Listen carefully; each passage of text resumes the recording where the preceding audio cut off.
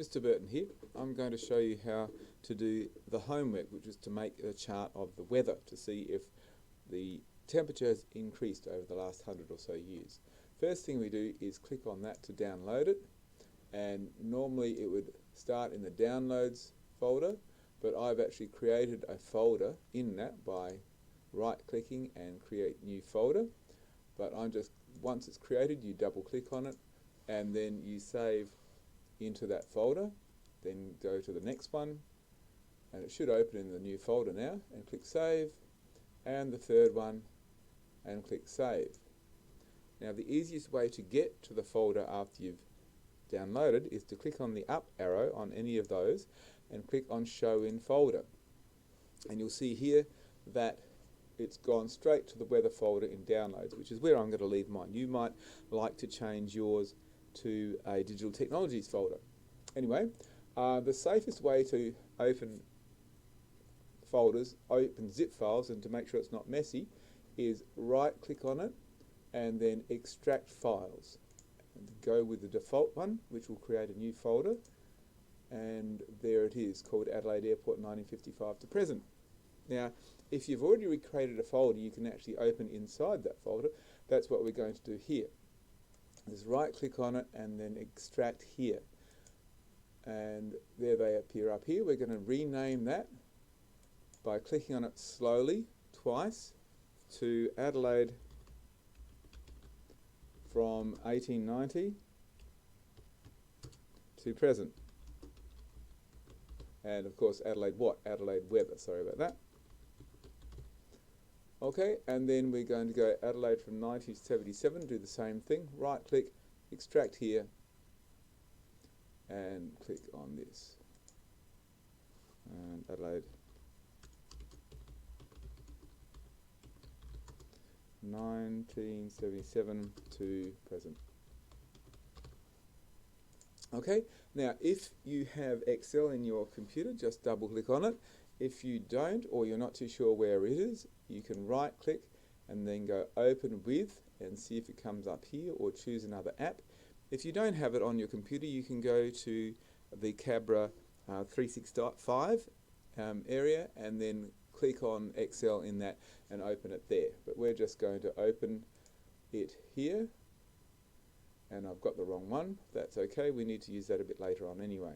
So just go back to the folder, and Adelaide weather from 1890 to present is the one we want first. Pretty big one, so it might take a little while. And here it is.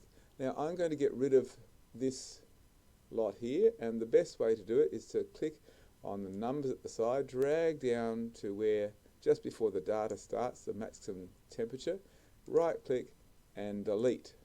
Now you can do it like this, where you select a small area, right click, click on delete, and then choose entire row.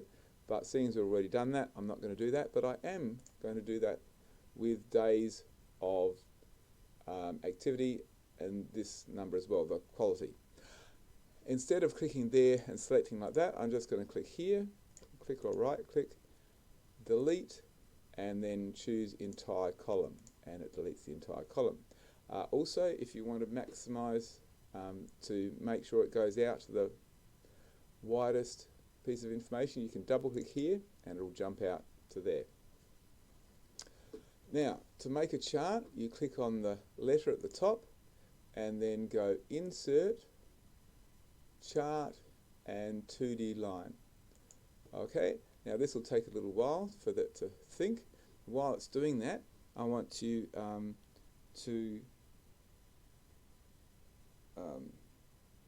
if I'm going too fast, all you need to do is pause the video and click back to where you know you're comfortable with, and then click play again and you can hear it all again. It's still thinking, but it will come up in a minute. But you notice there's this great massive hole here. What happened is this particular weather station got closed down in 1977 or 79, I think it was, and then reopened a couple of years ago. Okay, everything's fine now. What we're going to do is we're going to fill in that hole.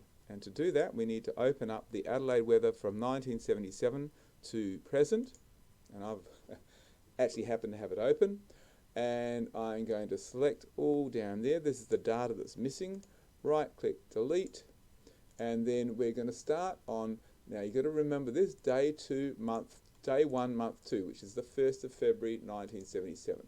So click on 1977, scroll down to the bottom, click on the, no, don't click, sorry, you press Shift and then you click on the temperature.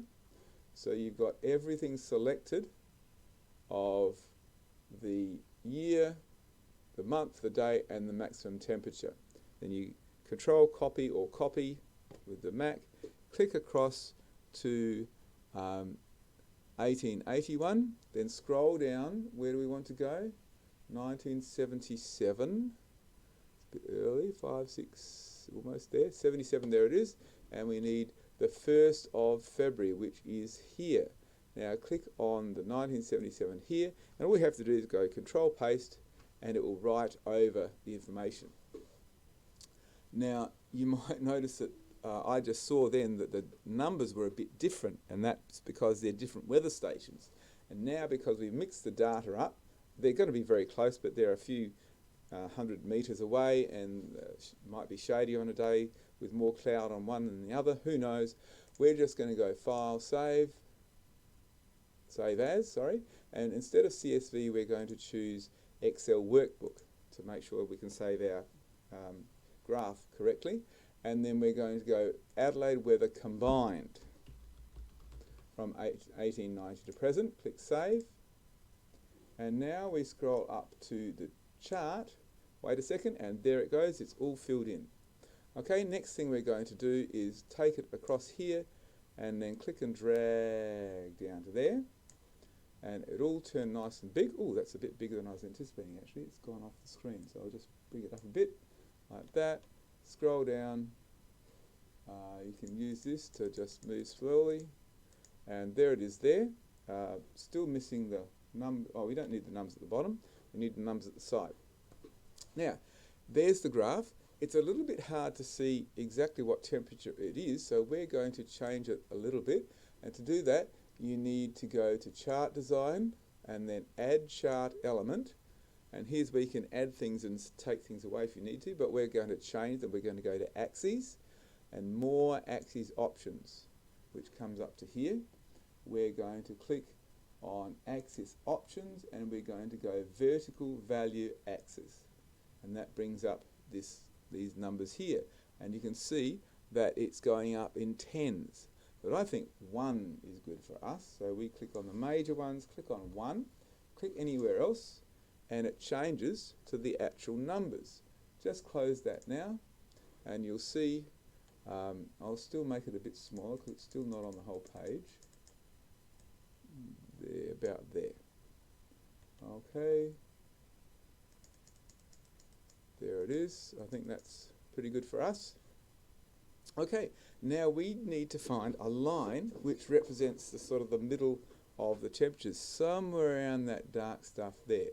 So we're going to insert a shape and a line like that, and click around there, I reckon, and then go up to there and click, I reckon it might be somewhere about there. Now you can hardly see the line at the moment, so we're going to change the colour, and we'll change it to green. No, actually, sorry, red. It makes it really obvious. And we're going to make it thicker, going shape, outline, weight, and take it up to 3 points. And there it is. Now you can muck around with it, see if you be as fair as possible. Maybe about there takes most of the thing. We're going to do probably a more accurate measure a bit later on, but right now we're going to try that just to see what we think. And next thing we're going to do is draw a vertical line that just shows you where no change is. And we're going to choose green this time. So click out first, then go Insert, Shape, Line. And this time, before you click to create the line, I want you to push Shift and then click and drag. And you notice you can go up and down as much as you like. It will only ever go in a straight line.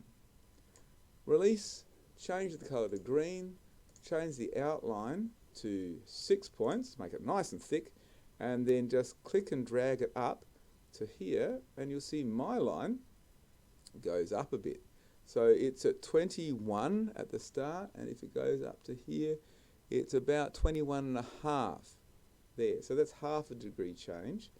Now, we're going to do 2 more tests, and people believe probably the most accurate one is the bottom test. The minimum temperatures, if they go up, then there's a good chance that the weather goes up. We're actually using maximum temperatures here, so it's a bit strange, but we're going to start with the top one, and we're just going to copy this line here and then paste, and I don't think that worked.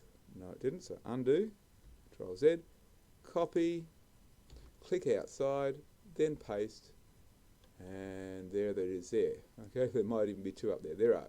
Now, up here, what I want you to do is find a line that collects as many of the top marks as possible. So there's a few right at the top. We don't worry so much about them, but if you can find a spot that clicks on all the, they say in statistics you need to get 3 points, which would be up here, and bring that down to about there, and that's 1, 2, 3, 4, 5 points. So that might be a good place to go.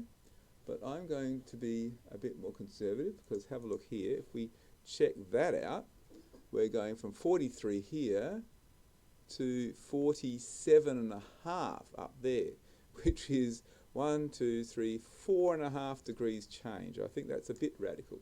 So we might try the top lines about here to here,